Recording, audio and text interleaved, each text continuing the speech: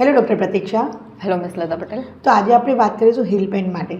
Hill pain generally વુમન્સમાં વધારે જોવા મળતી હોય છે. તો હિલ પેઇન કોને થતી હોય છે? જનરલી હિલ પેઇન એવા લોકોને વધારે થતી હોય કે જે લોકોને પ્લાન્ટર ફેસાઇટીસ હોય. ઓકે.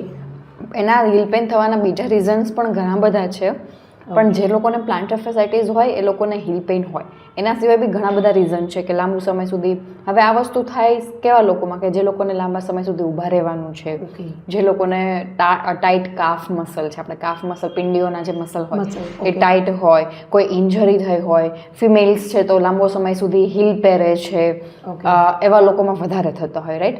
અને કિચનમાં વધારે ઊભું રહેવાનું છે, આવા લોકોમાં પણ વધારે થતું હોય. તો પ્લાન્ટર ફેસાઇટીસના લીધે આ બધું વસ્તુ હોય, એના લીધે પ્લાન્ટર ફેસાઇટીસ થાય અને પછી છે હિલ પેઇન આવે, આવી રીતનું હોય. તો what is plantar fasciitis? Plantar ફેસાઇટીસમાં બેઝિકલી પગના તળિયામાં એક સ્નાયુનો પટ્ટો રહેલો હોય. જ્યારે વજન છે એ ઘૂંટણથી હિલમાં જાય અને હિલમાંથી જમીન તરફ જાય, બરાબર.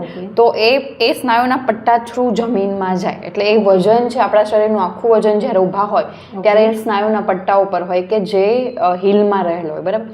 આ સ્નાયુના પટ્ટા પર જ્યારે સોજો આવે ત્યારે પેઇન આવતું હોય છે. કેમ સોજો આવે? કેમ કે આ સ્નાયુનો પટ્ટો વધારે ટાઈટ હોય, તો આજુબાજુ ઇન્જરી હોય, તો વધારે વાર ઊભા રહીએ છીએ, તો હિલ્સ પહેરીએ છીએ, તો વધારે કોઈ ડાન્સિંગનું કોઈને હોય તો એ ડાન્સર્સમાં પણ વધારે જોવા મળે છે.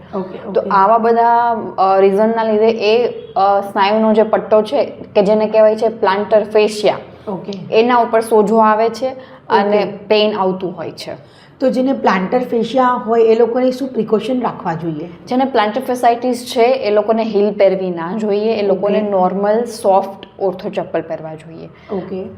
કોમન અને સેફમાં સેફ જે પ્રિકોશન્સ રાખી શકે એમાંનું એક પ્રિકોશન છે કે ભાઈ સોફ્ટ ચપ્પલ પહેરવા જોઈએ. સેકન્ડ કે તમારે ગરમ પાણી અને ઠંડો પાણીનો શેક વારે વારે કરતો રહેવો જોઈએ. દિવસમાં 2 થી 3 વખત 10 મિનિટ છે એ ગરમ પાણી, 7 મિનિટ છે ઠંડુ પાણી, આવી રીતે અલ્ટરનેટ શેક કરવો જોઈએ કે જે જગ્યા ઉપર પેઇન છે એ જગ્યા ઉપર.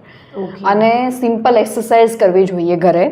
અને જો તમને વધારે એનાથી ફરક લાગે છે તો પછી ડેફિનેટલી ફિઝિયોથેરાપી સેન્ટરમાં જઈ અને એક્સરસાઇઝ કરવી, આ વસ્તુ છે હિલ પેઇનવાળા પેશન્ટને ફોલો કરવી જોઈએ.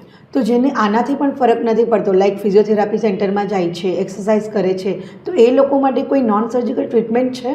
હા, જે લોકોને નોર્મલ ફિઝિયોથેરાપી અને નોર્મલ પ્રિકોશન્સ રાખવાથી ફરક નથી પડતો એ લોકો માટે ટ્રીટમેન્ટ છે. We have heel pain એમ્બોલાઇઝેશન.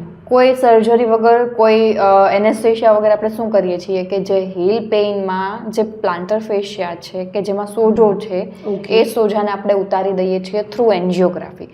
હિલની angiography કરી અને એ સોજાને શોધી અને એમાં આપણા જાપાનીઝ પાર્ટિકલ છે એ ઇન્જેક્ટ કરીએ છીએ કે જેના લીધે સોજો જતો રહે છે અને hill pain over the period of time ઓછું થઈ જાય છે.